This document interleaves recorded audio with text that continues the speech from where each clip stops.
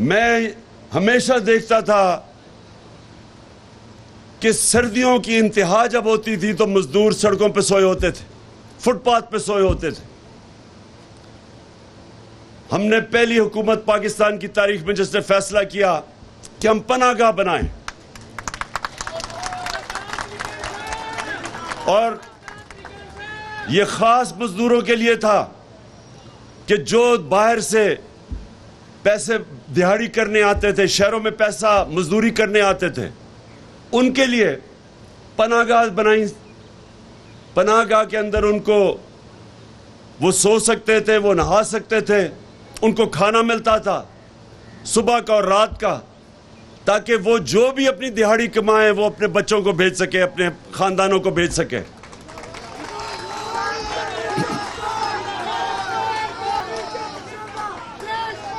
اس کے بعد یہ کہ پہلے ہم نے پختونخوا میں تھوڑے سے ایک نچلے طبقے کو صرف ہم نے شروع کی صحت کارڈ دینا، پھر ہم نے سارے پختونخوا میں، سارے پنجاب میں، سارے گلگت بلتستان میں، آزاد کشمیر میں، جدھر جدھر ہماری گورنمنٹس تھی، ہم نے ساری گورنمنٹس کو ہیلتھ انشورنس یعنی صحت کارڈ دیا کہ ہر خاندان کے پاس 10 لاکھ روپے کی ہیلتھ انشورنس ہو، اور سب سے بڑی بات کیا، وہ کسی بھی ہسپتال میں 10 لاکھ روپے تک اپنا علاج کروا سکتے تھے۔ یعنی کہ لاہور کے جو پرائیویٹ سیکٹر میں ڈاکٹرز ہاسپٹل جدھر سب سے مہنگا علاج ہے، ادھر بھی ایک مزدور صحت کارڈ پہ جا کے اپنا دل کا آپریشن کروا سکتا تھا۔ یہ پہلی دفعہ پاکستان میں ہوا، نہیں تو بیچارہ غریب دھکے کھاتا ہے سرکاری ہسپتالوں میں اور امیر پرائیویٹ ہاسپٹلز میں جاتا تھا۔ یہ پہلی دفعہ پاکستان میں ہم نے اپنے عام لوگوں تک جو سب سے مشکل ایک گھرانے پہ جو وقت ہوتا ہے وہ ہوتا ہے جب بیماری ہوتی ہے اور ان کے پاس پیسہ نہیں ہوتا علاج کا، وہ ایک پورا گھرانہ قرضے لیتا ہے اور غربت کی لکیر سے نیچے چلا جاتا ہے سارا گھرانہ۔ اس لیے ہم نے فیصلہ کیا کہ ہم ایک پروٹیکٹ کریں، تحفظ دیں اپنے اس طبقے کو جو صرف اور صرف بیماری کی وجہ سے سارا گھرانہ غربت کی لکیر سے نیچے چلا جاتا، تو ہیلتھ کارڈ دیا۔ یہ پاکستان کی تاریخ میں پہلی دفعہ ہوا۔ پھر ہم نے کامیاب جوان اور کامیاب پاکستان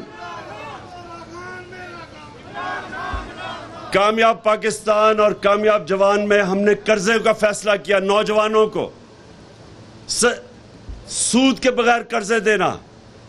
ہم نے پہلے نیچے سے شروع کر رہے تھے، 25 لاکھ خاندانوں کو جن کو ہم سود کے بغیر قرضے شہر میں تاکہ اپنی دکان یا کاروبار شروع کر سکے، کسانوں کو دیا تاکہ وہ اپنی زمین پہ لگا سکیں، کیونکہ کسانوں کو، چھوٹے کسان کو سب سے مشکل ہوتا ہے، اس کو وہ بڑے سود کے اوپر قرضے لیتا ہے، تو ہم نے اس کو سود کے بغیر قرضے دیے۔ ہم نے پھر 25 لاکھ گھرانوں کو سود کے بغیر گھر کے لیے قرضے دیے کہ اپنا گھر بنا سکے۔ یہ پاکستان میں پہلی دفعہ ہوا۔ لیکن جو سب سے زیادہ آج آپ سب کے لیے کہ میں صرف بتانا چاہتا ہوں کہ ایک حکومت جو آئی تھی صرف اپنے لوگوں کے لیے، جس کا جینا مرنا، جس کے لیڈر کا جینا مرنا پاکستان میں ہے، اس میں کیا فرق ہے؟ اور ان پچھلے 30 سالوں میں جو 2 خاندانوں نے اس کے اوپر حکومت کی ہے، جو اب اکٹھے ہو گئے ہیں، پہلے ایک دوسرے کے خلاف لڑتے تھے، ایک دوسرے کو چور کہتے تھے، ایک دوسرے کے اوپر کیسز بناتے تھے چوری کے، آج وہ سارے چور اکٹھے ہو گئے ہیں۔ فرق کیا ہے؟ ان کے لیڈران کے پیسے، جائیداد، بزنس، چھٹیاں، علاج ملک سے باہر ہے۔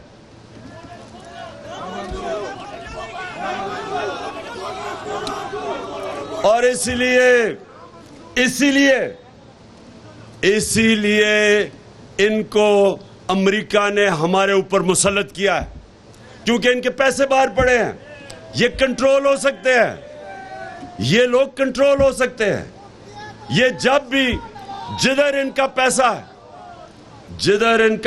ہے ادھر ان کے کنٹرول پڑے ہیں, ادھر ان کی ڈوریاں پڑی ہوئی ہیں, جو وہ کہیں گے یہ کریں گے. اگر روس سستا تیل بیچ رہا تھا, جو ہم ان سے معاہدہ کر رہے تھے کہ 30% کم قیمت پہ تیل روس سے خریدیں, ہندوستان 40% کم قیمت پہ روس کا تیل خرید رہا ہے. جب یہ 60 روپے لیٹر بڑھا رہے تھے ڈیزل اور پیٹرول, تو ہندوستان میں 25 روپے کم کر رہے تھے.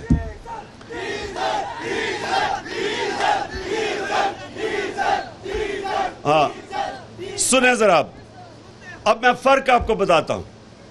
جو حکومت آئی تھی آپ کے لیے اور جو حکومت آئی تھی اپنے کرپشن کے کیسز ختم کرنے میں, اس میں کیا فرق ہے؟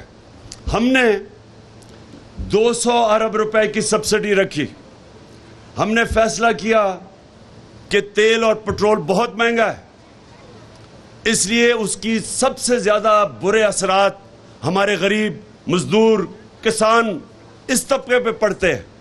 ہم نے فیصلہ کیا کہ 200 ارب روپے کی سبسڈی دے کے ہم نے بجائے قیمت بڑھانے کے, ہم نے 10 روپے قیمت کم کی ڈیزل اور پٹرول کی, اور 4 روپے یونٹ بجلی کے کم کیے. کیوں کیے؟ ہمارے پہ بھی پریشر تھا, IMF کا ہمارے پہ بھی پریشر تھا, لیکن ہم نے فیصلہ کیا کہ ہم اپنے لوگوں کے اوپر مزید اور بوجھ نہیں ڈال سکتے. ہم نے بچایا لوگوں کو. انہوں نے مہنگائی مارچ کی کہ جی لوگوں کے اوپر مہنگائی سے لوگ ڈوب رہے ہیں, انہوں نے معاشی قتل کر دیا لوگوں کا. مہنگائی مارچ ہر روز ٹی وی کے اوپر کہ جی مہنگائی اور حکومت کو ہٹانا چاہیے مہنگائی کے اوپر. اور آج دیکھیں 2 مہینے ہوئے ان کو آئے, انہوں نے 2 مہینے میں ہمارے 3.5 سال سے زیادہ مہنگائی کر دی ہے. بلکہ پاکستان کی تاریخ میں اتنی مہنگائی نہیں ہوئی جتنی انہوں نے کی ہے. ان کی سٹیٹمنٹس دیکھیں, اب تو سوشل میڈیا ہے, آپ اپنے موبائل پہ 3 مہینے پہلے یہ کیا کہہ رہے تھے کہ عمران خان کو تیل کی قیمت نہیں بڑھانی چاہیے, پٹرول اور فضل الرحمان کی قیمت نہیں بڑھانی چاہیے. یہ صرف 3 مہینے پہلے کہہ رہے تھے.